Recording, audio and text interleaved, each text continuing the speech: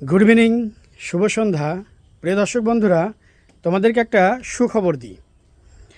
তোমরা জানো যে এবছর থেকে বলা হয়েছিল যে ডব্লিউবিসিএস পরীক্ষা ইউপিএসসি ধাঁচে হবে, অর্থাৎ ইউপিএসসি পরীক্ষার যেরকম সিলেবাস হয় সেই নিয়ম অনুযায়ী এবছর থেকে ডব্লিউবিসিএস পরীক্ষা নেওয়া হবে।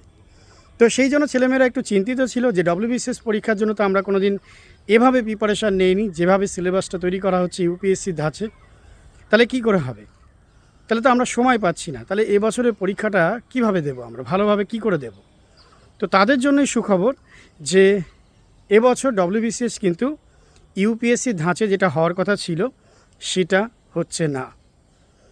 অর্থাৎ পুরনো পদ্ধতিতে ঠিক যেভাবে আগে ডব্লিউবিসিএস পরীক্ষা হতো আমাদের রাজ্যে, ঠিক সেভাবেই ডব্লিউবিসিএস পরীক্ষা হবে। অর্থাৎ সিলেবাসের যে বদল হওয়ার কথা ছিল সেটা কিন্তু হচ্ছে না। এই সুন্দর সুখবরটা তোমাদেরকে জানিয়ে দিলাম। ভালো করে প্রিপারেশন নাও। পরীক্ষা সম্ভবত 7ই সেপ্টেম্বর হবে, প্রিলিমিনারি পরীক্ষা। বাই।